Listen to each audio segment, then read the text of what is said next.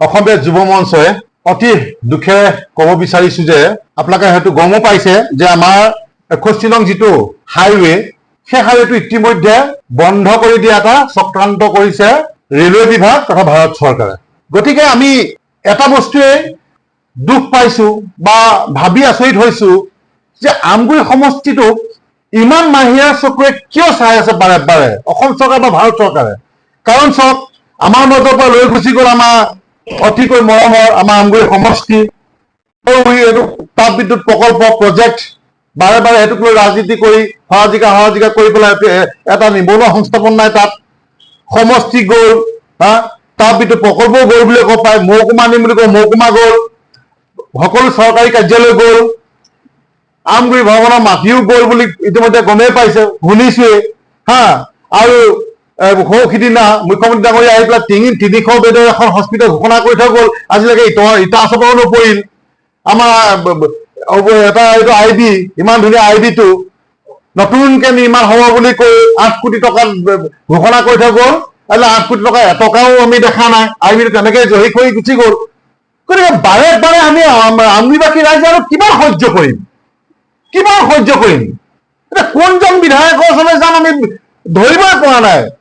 যে আমাৰ সন্মানীয় প্ৰতিভা হাজৰিকা ডাঙৰীয়া ওচৰলৈ যাম, নে সন্মানীয় আমাৰ দেৱবাবু শইকীয়া ওচৰলৈ যাম, নে অখিল গগৈ ডাঙৰীয়া ওচৰলৈ যাম, কাক কমগে, কাক কম, কোনে শুনিব।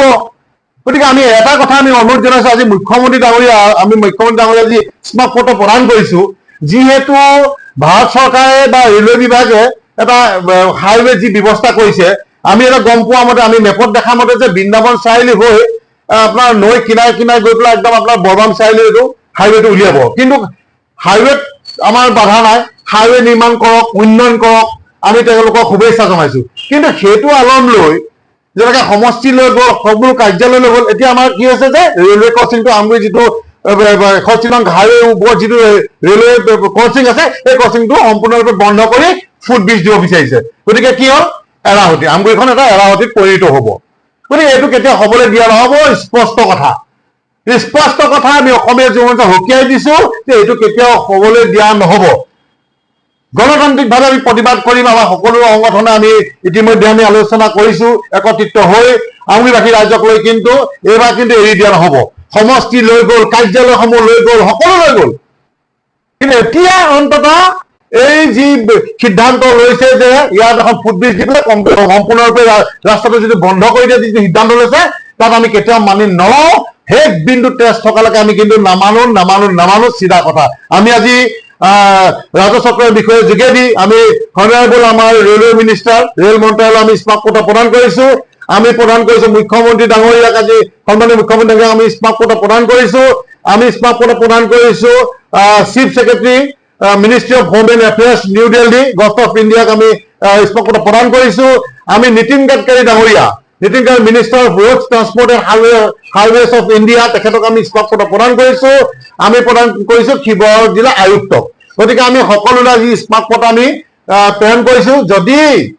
যদি আমাৰ দাবী যে আমাৰ এইটো ৰেলৱে ক্ৰচিংটো কোনো পধ্যে বন্ধ কৰিব নোৱাৰিব, চিধা কথা, স্পষ্ট কথা। প্ৰয়োজন হ'লে তেওঁলোকে আৰবিক ষ্টাইলৰ যিখন ব্ৰিজ, সকলোতে দেখিছো আৰবিক ষ্টাইলৰ ব্ৰিজখন দিলে তলত দোকান বজাৰ খুলিব পাৰিব, কিমান নিবনুৱা সংস্থাপন, তলত দোকান দিব পাৰে, গাড়ী পাৰ্কিং কৰিব পাৰে, সেইখন ব্ৰিজ দিয়ক তেওঁলোকে। সেইখন ব্ৰিজ দিবলৈ যাওঁতে যদি কাৰোবাৰ এখাত যদি দোকান ভাঙে, কাৰোবাৰ হোটেল ভাঙে, আৰু ভাঙক, শ হাজাৰ হোটেল, তেনেকুৱা শ হাজাৰ ঘৰ ভাঙি গ'ল আমাৰ ফ'ৰলেণ্ডৰ কাৰণে, ৰাস্তাৰ কাৰণে, সুবিধাৰ কাৰণে। গতিকে আমাৰ আমগুৰি যদি দোকান এখন ভাঙিছে, ভাঙক। তাত পাৰ্চনেলি ব্যক্তিগত কোনোবা এজন দুজনৰ স্বাৰ্থত আমাৰ এইটো ৰাস্তাই যদি আৰবিক ষ্টাইলৰ যদি ব্ৰিজখন নিদিয়ে, তেনেহ'লে ভাই সেইটো আমি মানি নলওঁ, চিধা কথা, স্পষ্ট কথা, আমি মানি নলওঁ। আমি এইটো কোৱা নাই যে ডাঙৰ অভাৰ ব্ৰিজ দি দিয়ক, যে গোটেই দোকান বজাৰ চব শেষ কৰি দিয়ক, সেইটো আমি নকওঁ। বা আজি নতুনকৈ আজি 300 কোটি টকা যি আজি হাইৱে নিৰ্মাণ কৰিব লৈছে, যে আমি বন্ধ নকৰো, কৰি থব। কিন্তু এটাই স্পষ্ট কথা যে ইয়াত ফুটব্ৰিজ আমাক নালাগে, প্ৰয়োজনৰ আৰবিক ষ্টাইলৰ এখন ব্ৰিজ দিয়ক, কোনো কথা নাই। আৰু যদিও নিদিয়ে, কিন্তু আমি এইটো ৰেল ক্ৰচিং বন্ধ কৰিব নোৱাৰো, যেনেকৈ আছে তেনেকে থাকিব লাগিব, চিধা কথা, স্পষ্ট কথা। আজি অসমীয়া যুৱ মঞ্চ আমি সংবাদ মেল যোগেদি অসম চৰকাৰে ভাৰত চৰকাৰক আমি আহ্বান জনাইছো। যিকোনো খবৰৰ বাবে যোগাযোগ কৰক 7099017330 লগতে 7099017110 নম্বৰত।